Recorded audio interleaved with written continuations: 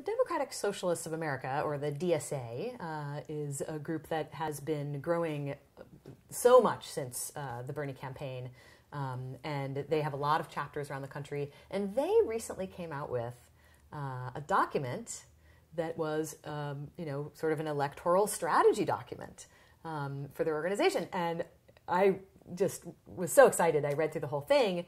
And near the beginning, they talk about a number of reasons why Democratic Socialists might hesitate to get involved in electoral politics.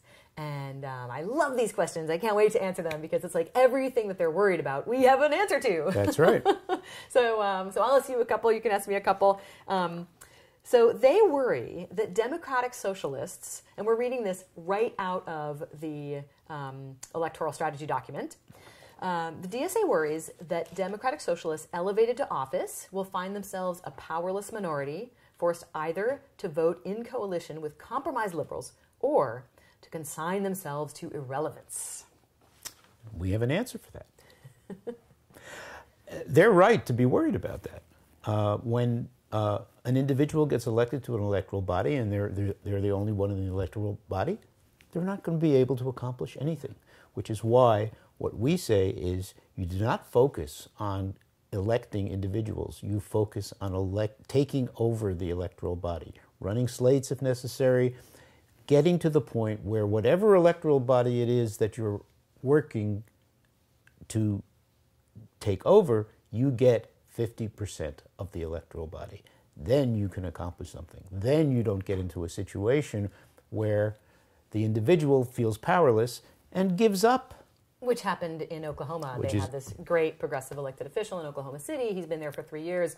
He's just going to step down, right? Because he can't get anything done. Right. And what's amazing is that people like Bernie have stayed there forever despite, I mean, I'm sure Bernie has done many things, especially when he was mayor. But, it's hard. It's really hard to get anything accomplished. Right.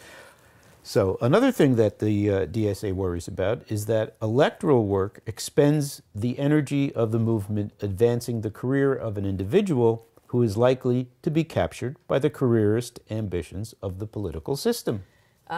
Absolutely, and this is a huge problem that happens over and over and over. We elect good people, and then suddenly they have to do all these things like take a bunch of donations from people that are bad because otherwise they won't get reelected.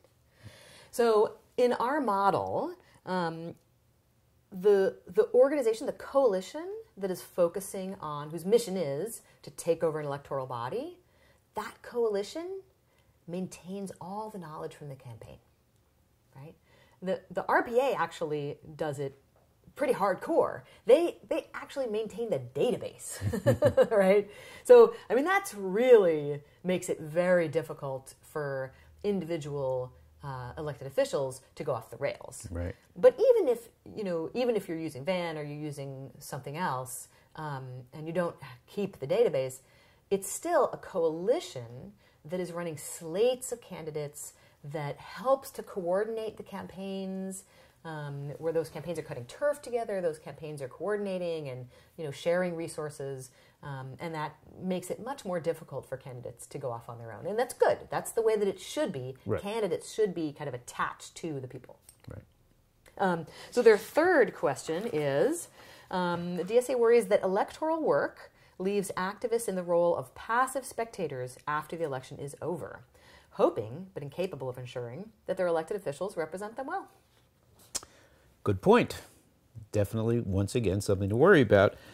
And our answer to that is something that we call, and we actually used to use this phrase in the 60s, participatory democracy. What has to happen is that coalition that elected that official in the first place has to remain engaged. They have to remain engaged with the official, in fact, working with the official, in some cases functioning as if they were staff, doing research, doing administrative work, etc. But also letting that elected official know that they're watching what he or she is doing. Absolutely. That's one of those amazing things about the RPA, the way that they really supported their elected officials. Totally amazing. Yeah, and we're deeply involved in policy. Right. Yeah. Okay, the fourth thing that the DSA worries about is that the start-stop rhythm of the election cycle disrupts and detracts from the long-haul task of building mass movements for change. Wow. Again, so true. There's this cycle that and we talk about this a lot, right? In our workshops too, we talk about how, you win or lose elections, then you take a rest, and then you have to do endorsements, and then you have to run campaigns, and then you win or lose elections, and then you take a rest, and then you have to do endorsements, and then you have to, oh, sorry, I skipped the part where you have to like pressure your politicians, right? You call and do all this stuff, then endorsements, then campaigns, and this cycle like is kind of yanking your chain, right? It's controlling you. Right, instead of the other way around. Instead of the other way around. And if you follow the new model, then what happens is you spend your time cultivating candidates, deeply reaching into the community to listen to the community, to motivate and educate people about what's going on and to bring them into the organization, to build your coalition, which is kind of the fastest and most long-term way of gaining power, and supporting your elected officials afterwards. So it really, the new model is movement building rather than the start-stop cycle of elections.